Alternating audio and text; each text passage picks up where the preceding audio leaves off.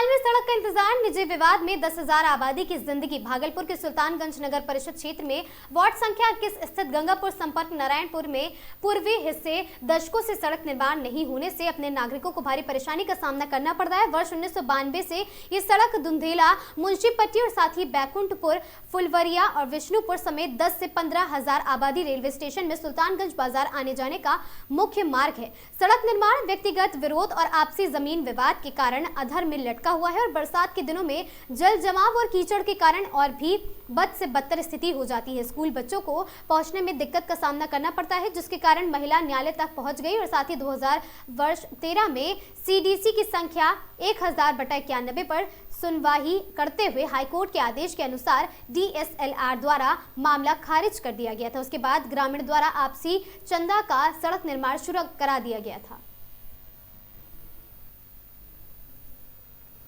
पक्की सड़क का निर्माण नहीं हो पाने से ग्रामीणों को भारी परेशानियों का सामना करना पड़ रहा है। वर्ष 1992 से यह सड़क दुधैला मुंशीपट्टी ये तो हम लोग 1983 में गंगा से विस्थापित होकर के यहाँ जब घर बनाए तो हम लोगों का यहाँ कोई रास्ता नहीं था। हम लोग इसको बढ़ाई करके इससे आने जाने का काम करते थे और हम ही नहीं पूरे समाज के 15,000 आबादी से इसी रास्ता से स्टेशन और इधर बिहार जिधर जाने का तारापुर जाने का रास्ता इसी होकर के जाता था। तो ये 1992 में ये ज़मीन जब बिकी तो इनके कवाला में भी चौहद्दी दिया हुआ है, सड़क व नाला, और इनके कवाला में भी सड़क व नाला। कौन है दोनों? एक पक्ष हैं राकेश कुमार रंजन, दूसरे पक्ष हैं आनंदीदा उर्मिला देवी पति आनंदीदा। तो दोनों पक्षों ने यह सड़क दिया गया है और कवाला में भी दोनों का चौहद्दी है सड़क। लेकिन जब ये सड़क बनाने की बात आई तो लोग समाज का सब लोग चाहा कि सड़क बना दिया जाए, क्योंकि बरसात में इतना भर जांग इसमें कीचड़ होता है और छोटे बच्चे जो स्कूल जाते हैं पढ़ने के लिए एवं बीमारी ले जाने में और आम जनों को भी काफ़ी कठिनाई का सामना करना पड़ता है। अभी किनके द्वारा काम को रोका जाता है? ये विपक्षी के द्वारा रोका जा रहा है। आनंदी दास उनके पुत्र वीरेंद्र कुमार के द्वारा रोका जा रहा है। क्यों रोका जा रहा है? एक पक्ष के लोग मैंने अपना निजी जमीन और बिहार सरकार का जमीन में स्वेच्छा से सड़क बनाने का अनुमति दे दिया गया है और ये जबरदस्ती विपक्षी इसको अवरुद्ध करते हैं कि नहीं बनने देंगे। मामला कभी न्यायालय में भी था? न्यायालय में था। ये 15 कट्ठा डिमांड करते हैं कि मेरी जमीन 15 कट्ठा है। इन्होंने कोर्ट में डीसीएलआर साहब के यहाँ दावा किया था कि 15 कट्ठा मेरा जमीन है, नापी करा दिया जाए। लेकिन डीसीएलआर साहब के यहाँ से इनके कवाला का अवलोकन किया गया, जिसमें कि छेड़छाड़ का मामला आया। डीसीएलआर महोदय एक CJWC 1091/2014। आखिर दिक्कत की चीज सड़क नहीं बनी थी? सड़क कोई दिक्कत नहीं है, नाला है, सरकारी नाला है, निजी जमीन बलग वाला देने छे। कौन दिया जमीन? ये राजा। तो विरोध के है वो ना नहीं ले सकते हैं। अच्छा। तो विरोध के करी रोचे कि जमीन में रोड नहीं बना सकते? आनंदी मास्टर कारण बलजोबरी मन बरू है सब जन का। सड़क बनला के बाद कितना लोग का आवे जावे में सहूलियत होती? बहुत लोग दुधेला मुंशीपट्टी सबके यह रास्ता है रेलवे जाने का। Railway station? हाँ। की नाम बोलो? सौभाग्य वार्ड पर क्या नंबर वार्ड? 21। हम जाते आते हैं देरी बहुत। कहाँ घर हुआ आपका? दुधेला के। इसी रास्ते होकर के जाते हैं? यही रास्ते जाते हैं। रोड बनना चाहिए। हाँ। अभी कहाँ से आ रहे हैं? बाजार से। या इस रोड के बनने से आसानी होगा जाने? हाँ। क्या नाम है आपका? सिला देवी। सबके दिन में बहुत दिक्कत होता है, मार्केट में। मार्केट जाने में दिक्कत होता है। सड़क बनना चाहिए इधर। कहाँ से आ रहे हैं अभी? हाँ, इधर से मार्केट जाना आसान होता है और ऐसे नहीं तो घूम के जाना पड़ता था बरसात में। क्या नाम है आपका? भी जाता है तो इधर से जाता है तो रोड बनना चाहिए। रोड बनना चाहिए। हाँ। क्या दिक्कत करेगी? बुरी बुढ़ा जावे आवे में? हाँ। दिक्कत क्या करे छन? केना देते इधर का? हैं आप लोग का बाल रोड नहीं बच्चा बना दे छे। इधर से ही आना जाना होता है आपका? हाँ, इधर से उधर हमरा जमीन छे वो में। अच्छा, इधर से ही जाते हैं? हाँ, इधरे से रास्ते छे हमरा वो घर पर जाके। रोड बनने से क्या सुविधा होगा आपको? सुविधा नहीं होते का? इतना पानी में बच्चा पुतला छे पढ़े ले देते तभिए ना।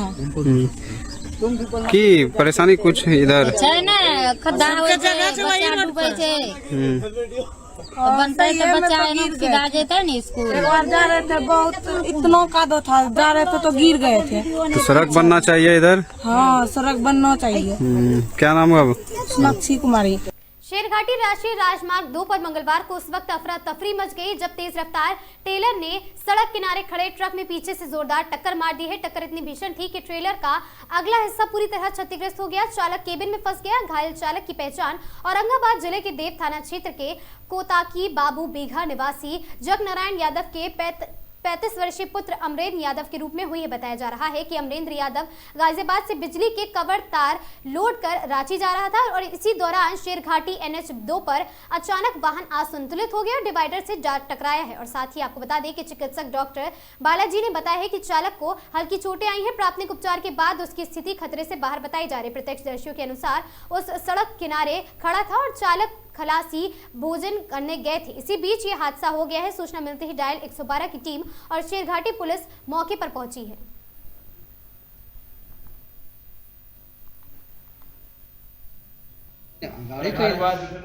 देव में नहीं, आप गाड़ी लेकर कहाँ से निकले थे और कहाँ जा रहे थे लेकर? गाजियाबाद से जा रहे थे रांची। रांची जा रहे थे? लेकिन गाड़ी तो उल्टा हमारे घर में वो पीछे में देवमोहर और देव प्रॉपर अच्छा बाबा भैया के ताकि। अच्छा, तो मतलब घर से होकर रांची जाते हैं आप? वहाँ से आ रहे थे। ओ, क्या नाम हुआ आपका? अमरेंद्र कुमार यादव। फंसे हुए थे ड्राइवर साहब, बहुत बुरी तरीके से फंसे हुए थे, जो कि हम लोग काफ़ी मशक्क़त कर करके इनको निकाले। दायां पैर इनका वो बिल्कुल फ्री था, बायां पैर एकदम पूर्ण रूप से चपा हुआ था। बहुत मुश्किल से इनको निकाला गया है।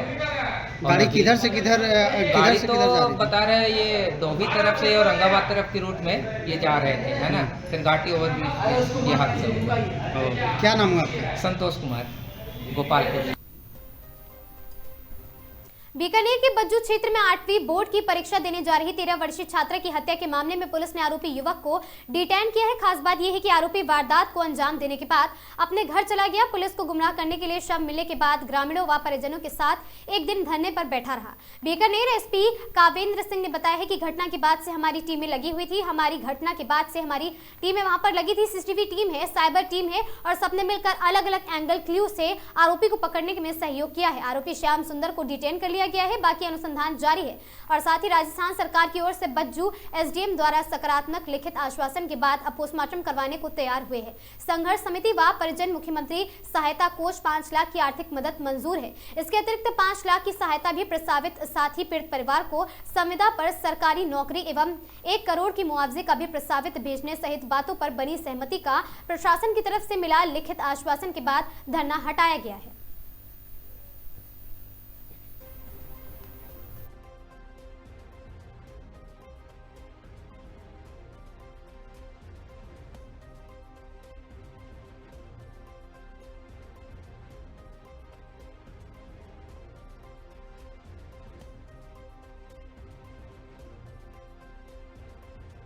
हमारी घटना के पहले दिन से हमारी काफ़ी सारी टीम इस काम में लगी हुई थी और अलग अलग एंगल से इस पूरी घटना की जांच की जा रही थी। जो हमारी CCTV वाली टीम है या जो हमारी साइबर वाली टीम है, सब लोग बहुत अच्छे से मेहनत करके और इसमें अलग अलग क्लू अलग अलग एंगल से ढूंढने की कोशिश कर रहे थे। आज हम लोग को सफलता मिली है इसमें और जो आरोपी है श्याम सुंदर, उसको हमने डिटेन कर लिया है और उससे डिटेल में भी हम लोग इंटरोगेशन कर रहे हैं। अभी पंचनामे के बाद हम लोग अभी पोस्टमार्टम की तैयारी की जा रही है और पोस्टमार्टम के बाद भी हम लोग को कुछ क्लू इसमें मिलेंगे। और आरोपी परिचित नहीं था और पहली बार ही संभवतः उस लड़की को उसने देखा है और बाकी हम लोग इंटरोगेशन बाकी चीज उससे और भी निकाल पाएंगे। खबर से चित्तौड़गढ़ से ही जहां शहर एवं ग्रामीण कांग्रेस के तत्वाधान में मंगलवार को कलेक्ट्रेट परिसर के बाहर जोरदार नारेबाजी करते हुए योगी मोदी सरकार के खिलाफ विरोध प्रदर्शन किया गया है। इस अवसर पर सुरेंद्र सिंह जड़ावत ने आरोप लगाया है कि ज्योतिष पीठ प्रयागराज शंकराचार्य स्वामी अभिमुक्तेश्वरानंद सरस्वती की छवि को धूमिल करने के लिए सुनियोजित षड्यंत्र रचा जा रहा है। उन्होंने कहा है कि शंकराचार्य अभिमुक्तेश्वरानंद लंबे समय से गौ सेवा और गौ रक्षा का मुद्दा प्रमुखता से उठाते रहे हैं तथा देश में गौमांस निर्यात में वृद्धि और उत्तर प्रदेश के अग्रणी राज्य बनाने के मुद्दे पर खुलकर विरोध जता रहे थे। कांग्रेस नेताओं ने कहा है कि संत परंपरा के सम्मान पर आघात बर्दाश्त नहीं किया जाएगा। शंकराचार्य के खिलाफ दर्ज एफआईआर को तुरंत निरस्त करने और पूरे मामले की निष्पक्ष जांच कर षड्यंत्र का पर्दाफाश करने की मांग ज्ञापन के माध्यम से भी की गई है।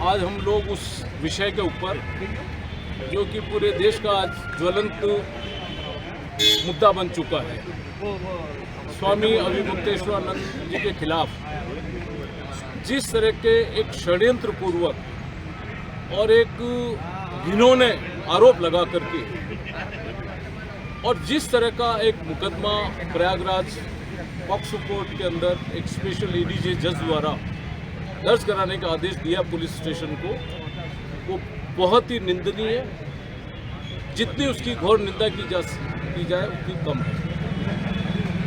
अभिमुक्तेश्वरानंद जी हमेशा सनातन धर्म के ऊपर उनकी हमेशा बेबाक टिप्पणियाँ रही है। सरकार चाहे कोई भी हो, समाजवादी पार्टी की रही हो, कांग्रेस पार्टी की रही हो, उन्होंने हमेशा अपने विचारों को बहुत जो है स्पष्ट तौर से हमेशा रखा है। हमारे देश के अंदर 4 शंकराचार्य पीठ है हुआ है, वो 18 जनवरी 2026 का माघ मेले का है।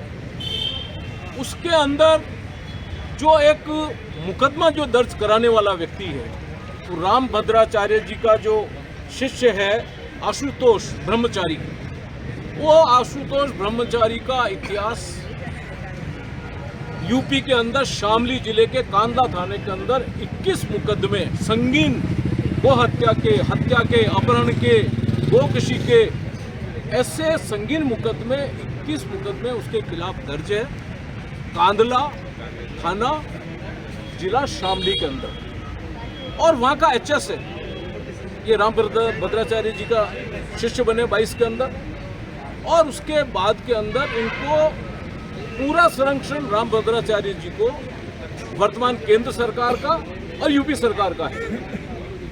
उन्होंने एक झूठा आरोप 2 नाबालिग बच्चों के माध्यम से उस वक्त की घटना 18 जनवरी जब वो पूरे मीडिया के सामने थे, पूरा प्रशासन उनके इर्द गिर्द था, पूरे हजारों की संख्या में अभिमुक्तेश्वरानंद जी के पक्ष में लोग वहाँ पर आए थे, जो उनके साथ बदसलूकी हुई, बटुकों के साथ हुई है, उनके साथ हुई है, और अनशन पे बैठे हुए हैं शंकराचार्य जी। तो पूरे देश उद्वेलित था, इकट्ठा उस वक्त की घटना को इन्होंने बताया है। अब 2 नाबालिग बच्चे जो न तो उनके अपना जो उनका शंकराचार्य जी का अपना स्कूल, अलवर जिला न्यायालय कचहरी परिसर स्थित सचिवालय उप डाकघर में अधिवक्ताओं को डाक भेजने में जा रही रोजमर्रा की परेशानी अब दूर होने जा रही। जिला अभिभावक और साथ ही संघ अलवर के अध्यक्ष अभिमन्यु सिंह चौहान की पहल पर स्पीड पोस्ट व पार्सल के लिए एक अतिरिक्त काउंटर शुरू किया गया है। और साथ ही आपको बता दें, पोस्ट मास्टर रीना यादव ने बताया कि 1 फरवरी 2026 को उप डाकघर में यूपीआई के माध्यम से भुगतान की सुविधा भी लागू कर दी गई है। उन्होंने अधिवक्ताओं से अपील की है कि अधिक से अधिक यूपीआई के जरिए भुगतान करें ताकि समय की बचत हो और कार्य में गति भी आए। गौरतलब है कि अध्यक्ष पदभार ग्रहण करने के पहले से ही अभिमन्यु सिंह चौहान अधिवक्ताओं के हितों को प्राथमिकता देते हुए प्रतिबद्धता के साथ कार्य कर रहे हैं।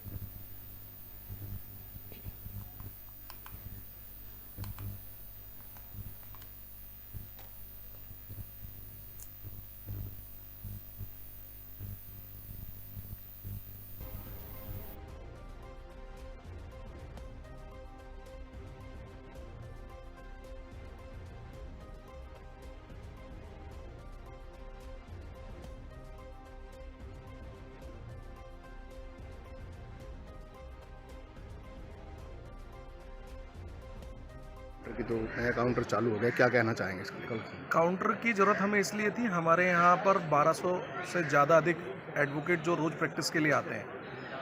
डाक की व्यवस्थाओं के लिए एक कियोस्क हमें कम पड़ रहा था, क्योंकि आने वाली आगामी लोक अदालत में भी हमारी क्वांटिटी बल्क में और वॉल्यूम में ज़्यादा थी, तो ज़्यादा वॉल्यूम वाले के इंतज़ार में सिंगल वाला जो आदमी जो डाक लेके आया वो खड़ा रहता था, तो उससे अधिवक्ता समाज में काफ़ी गहरा रोष था, जिसके लिए हमने अपने प्रवर अधीक्षक जो हैं जब्बार जी, उनसे बात करी थी टेलीफोनिक वार्ता पर। उनको इस बात की गंभीरता से अवगत कराया कि वहाँ पर जो न्यायालय परिसर में उपस्थित हमारे यहाँ पे डाकघर है, वो अपनी कार्य क्षमता से अधिक का कार्य कर रहा है, उसको यहाँ पे मैन पावर बढ़ाने की आवश्यकता है, जिस पर उन्होंने अपना रिकॉर्ड लेकर इस तथ्य की जांच करी। तथ्यों की जांच के बाद उन्हें जिला विभाजक संघ की बातों को सत्यापित करने पर उन्होंने एक नए कियोस्क को और उसको चालू किया। उसके लिए मैं प्रवर अधीक्षक जब्बार जी को धन्यवाद देता हूं।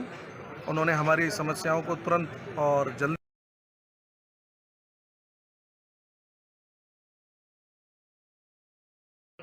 जी जो श्रीमान प्रवर अधीक्षक महोदय जब्बार खान जी की तरफ से एक MPCPM काउंटर अतिरिक्त खुलवाया था। लोड कितना था ज़्यादा? यहाँ पे वर्क लोड 130 से 150 तक डेली बुकिंग होती है। कब से चालू किया गया? ये कल से चालू किया गया, 23/2/2026 से। एक UPI पेमेंट की सुविधा हमारे डिपार्टमेंट की तरफ से दी गई है, अधिक से अधिक उसी पे ट्रांजैक्शन करने की कोशिश। मृतक कोचिंग विद्यार्थी की घायल मां से मिली है राखी। आपको बता दें, राखी गौतम ने यथासंभव आर्थिक सहायता प्रदान करने की कोटा 23 फरवरी को आज जिला कांग्रेस कमेटी की कोटा अध्यक्ष राखी गौतम ने कोटा के इंद्र विहार क्षेत्र में 7 फरवरी को रेस्टोरेंट ढहने की घटना में मृतक कोचिंग छात्र की घायल मां से निजी अस्पताल पहुंचकर कुशल क्षेम पूछा है और साथ ही 21,000 रुपए की सहायता राशि प्रदान की है। आगे भी जन सहयोग से इनकी सहायता करेंगे। गौतम ने इस घटना को लेकर कहा है कि कोटा शहर में पढ़ने आने वाले बच्चों ने एवं उसके परिजनों के साथ होने वाली दुर्घटना को लेकर मन बड़ा व्यथित था और इस दुखद घटना से पीड़ित मृतक छात्र के परिजनों के साथ खड़ा होना हमारी नैतिक जिम्मेदारी है। गौतम ने कहा है कि देश के विभिन्न हिस्सों में पढ़ाई के लिए कोटा शहर में निवास कर रहे बच्चों की जिम्मेदारी हम सब कोटा क्षेत्र के प्रतिनिधि और आमजन की बनती है। गौतम ने सरकार का ध्यान आकर्षित करते हुए कहा कि कोटा में आने वाले बच्चे की जिम्मेदारी कोटा वासियों एवं प्रशासन शासन की ही होती है। इस दौरान विजय कृपलानी, बब्बू और साथ ही उद्योग व्यापार प्रकोष्ठ सचिव प्रदीप यादव, सुरेंद्र मित्तल, अमित दाधीच साथ थे। दुखद हादसा था, उसके बाद उसकी मां भी जो है गंभीर रूप से घायल है। अभी आर्थिक स्थिति की जरूरत भी उन परिवारों को पड़ रही है। आपकी मुलाकात हुई है परिवार से, क्या स्थिति है? देखिए भैया, शहर के लिए इससे बड़ा दुखद हादसा नहीं हो सकता और हम सबकी जिम्मेदारी बनती है कि क्योंकि हम भी कहीं ना कहीं किसी बच्चे के परिजन हैं, तो हम सबकी जिम्मेदारी बनती है कि हम शहर में आने वाले किसी भी बच्चे और बच्चे के परिवार के साथ उतनी ही ताकत से खड़े रहें जितने वो अपने शहरों में रहते हैं। या आज कहीं ना कहीं ऐसी दुर्घटना हमारे बच्चे कहीं किसी देश में पढ़ रहे हैं, किसी शहर में पढ़ रहे हैं, उनके साथ भी हो सकती है। तो ये एक बहुत बड़ा और संवेदनशील मामला है। इसमें हम सबको ध्यान रखना चाहिए और इसके लिए सबसे ज़्यादा मैं ये कहूँगी, क्योंकि उस दिन जो हादसा हुआ उस दिन मैं भी मौके पे थी और कई लोग आए, फोटो खिंचाए और पता नहीं क्या क्या हुआ, लेकिन जो कल वीडियो सामने आया वो बड़ा शर्मसार था। ऐसा वीडियो आना नहीं चाहिए था। किसी बेटी ने कहा कि हमें मदद चाहिए, तो हम सब ने मिलकर सोचा कि हालांकि हम सब जितना हमसे बन पड़ रहा है, हम एक चेक के माध्यम से उन्हें कुछ सहायता राशि देंगे जो उन्हें मदद मिले। और सरकार में बैठे हुए लोगों के लिए मैं कहना चाहूँगी, क्योंकि हमारे से अधिक जिम्मेदारी उनकी बनती है, उन्हें इन लोगों को बिल्कुल अपने परिवार के जैसे समझ करके जितना सहयोग हो सकता है वो करना चाहिए, ताकि हर एक व्यक्ति में ये मैसेज जाए कि कोटा शहर में रहने वाला हर एक व्यक्ति, जनप्रतिनिधि और सब अपने आप में आत्मीय भाव रखता है और सबको अपना मान करके उनका सहयोग करता है।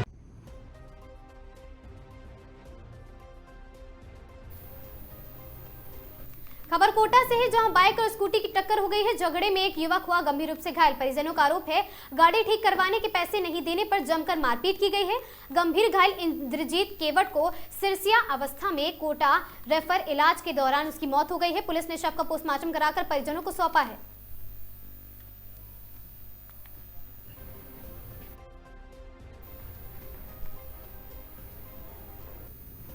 कोटा में बाइक से गिरकर घायल हुई महिला की इलाज के दौरान मौत हो गई है। मृतक महिला कालीबाई भवानी मंडी की रहने वाली बताई जा रही है। अपने बेटे के साथ रिश्तेदार की गमी में शामिल होने कोटा आ रही थी। बाइक से गिरने से सिर पर गंभीर चोट लगी है। पिछले 12 दिन से महिला का इलाज चल रहा था। घटना मोड़क थाना क्षेत्र की है। फिलहाल मोड़क थाना पुलिस मामले की जांच में जुटी हुई है।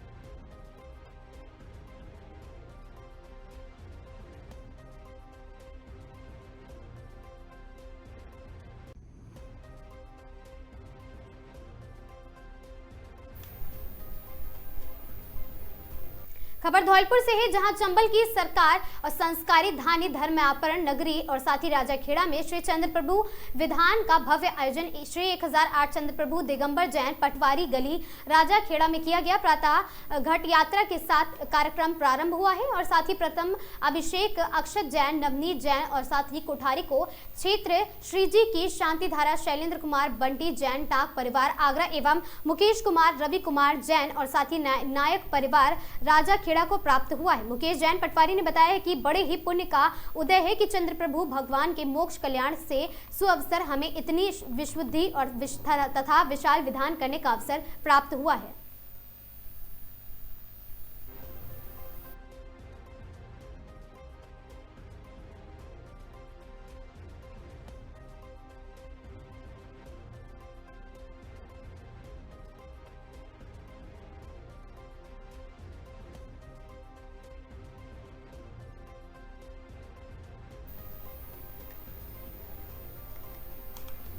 टोंक जिला खाद्य सुरक्षा टीम की बड़ी कार्रवाई हुई है। जिला स्वास्थ्य अधिकारी डॉक्टर शैलेंद्र सिंह चौधरी ने जानकारी देते हुए बताया कि अभियान के तहत खाद्य सुरक्षा अधिकारी सत्यनारायण गुर्जर ने निवाई उपखंड के जुगलपुरा ढाणी में स्थित अंकित मिष्ठान भंडार का औचक निरीक्षण कर मावा बर्फी व नमूना लेकर जांच के लिए प्रयोगशाला में भिजवाया है। उक्त फर्म के गोदाम में रसगुल्ले की कुल मात्रा लगभग 20 किलोग्राम के टिक मिली है और साथ ही वहां पर टीम द्वारा क्षेत्र की मंडिया हाईवे पर संचालित पारस रिपोर्ट का भी निरीक्षण किया गया, जहां पर भी अनियमितता पाई गई है। रिजॉर्ट में कई प्रकार के एक्सपायरी खाद्य पदार्थ, आइसक्रीम, पिज्जा बेस, स्वास्थ्य पैकेज, ड्रिंकिंग वाटर और साथ ही आयोडीन, नमक, नमकीन आदि चीजें वहां पर पाई गई हैं।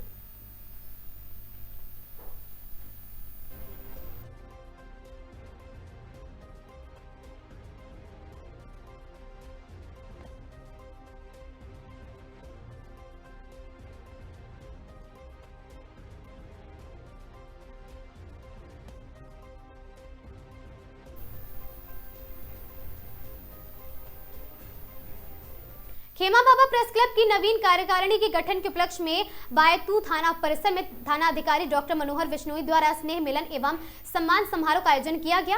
कार्यक्रम में थाना अधिकारी सहित अन्य थाना स्टाफ मौजूद रहा। कार्यक्रम में प्रेस क्लब की ओर से अध्यक्ष अशोक धरतरवाल उपस्थित रहे और साथ ही वहां पर इस अवसर पर क्षेत्र की कानून व्यवस्था, ट्रैफिक व्यवस्था एवं आमजन से जुड़ी विभिन्न समस्याओं पर विस्तार से चर्चा की गई तथा उनके समाधान को लेकर विचार विमर्श किया गया। थाना अधिकारी डॉक्टर मनोहर विश्नोई ने पत्रकारों से सकारात्मक एवं रचनात्मक सहयोग की अपेक्षा करते हुए बेहतर समन्वय के माध्यम से क्षेत्र में शांति व्यवस्था सुनिश्चित बनाए रखने की भी बात कही है।